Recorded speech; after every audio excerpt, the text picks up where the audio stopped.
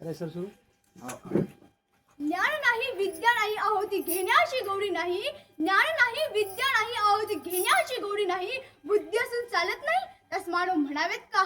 ओळखलत का मी सावित्री सावित्री ज्योतिराव फुले. सातारा जिल्ह्यातील खंडाळा तालुक्यातील नायगावच्या खंडोजी नवासी पाटलांची मी कन्या.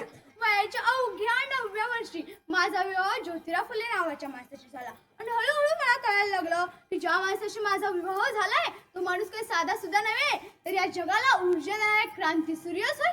त्या काळी कसं बायांनी उंबराट ओढण्याची पद्धत नव्हती. बाईच्या जातीने कसं आपण बरं आपलं घर बरं आणि आपल्या घरातील माणसं स्त्री पुरुष उच्च नीच असा लय भेदभाव होता. या सर्वांवर एकच उपाय तो म्हणजे शिक्षण. शिक्षणाचा ध्यास एकच खूळ ज्योतिरावांच्या मनात खुळत होता. एकदा ज्योतिराव शिक्षणाचा प्रसार करत असताना फरारच्या ब्रिटिश मॅडम त्यांना म्हणाल्या, मिस्टर फुले तुम्हाला शिक्षणाचा प्रसार करायचा आहे ना. मिस्टर फुले तुम्हाला शिक्षण करायचं आहे ना. तुम्ही त्या बुद्धिमानच्या तुमच्या अंगी अनेक गुण असतात. सिरियल तुम्ही घराबाहेरच पडू देत नाही. सो बॅड मिस्टर फुले.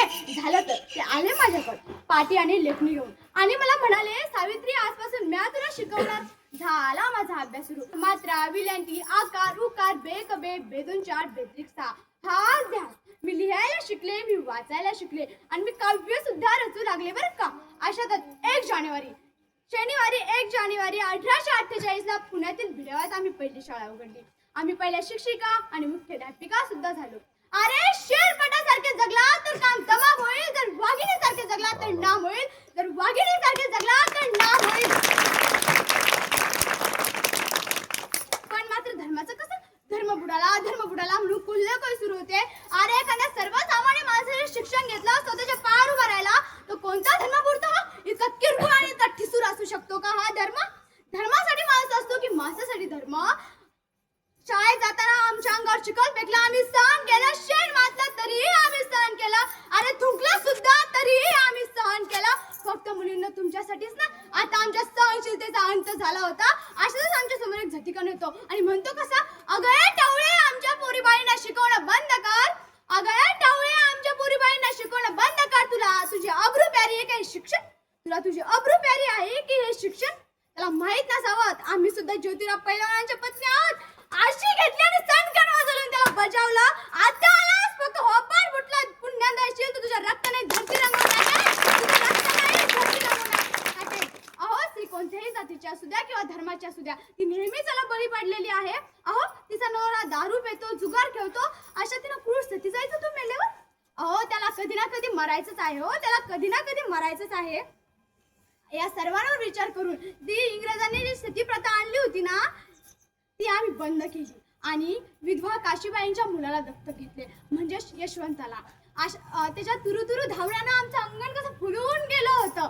त्याला वाढवलं मोठं केलं आणि अशातच पुण्यामध्ये प्लेगची साथ पसरली आणि कमरेत गाठी होऊन लोक धडाधडा मरू लागली. कमरेत गाठी होऊन लोक धडाधडा मरू लागली. मग आम्ही यशवंताला म्हणालो, यशवंत आपल्याला हॉस्पिटल उभारायचंय.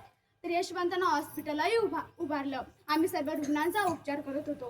पण प्लेग हा संसर्गजन्य होता. तो कधी ना कधी आम्हालाही होणार होता. पण मुळीत जगलो तर या समाजासाठीच ना. म्हणूनच सांगते, विद्या विना मती गेली, मती विना नीती गेली, नीती विना गती गेली, गती विना शुद्ध फसले. एवढे सारे काही अनर्थ विद्येने घडवले विद्येने घडवले.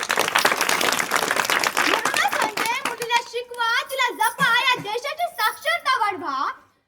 अहो मुलगा शिकला तर तो एकटा शहाणा होतो. जर मुलगी शिकली तर अख्ख्या घराण्याला शहाणी बनवते. अख्ख्या घराण्याला शहाणी बनवते. म्हणूनच म्हणते मुलींना शिका संघटित व्हा. तुम्ही बघत असाल की आता प्रत्येक नोकरीमध्ये मुलगीच पहिली आहे. डॉक्टरची नोकरी असू द्या, पोलीसची नोकरी असू द्या, इंजिनियरची नोकरी असू द्या, कलेक्टरची नोकरी असू द्या, प्रत्येक नोकरीमध्ये मुलगीच पहिली आहे. आता मुलीच्या हातात आहे का त्याच्या आई वडिलांची मान लाजेने खाली झुकवायची का अभिमानाने ताट ठेवायची की अभिमानाने ताट ठेवायची.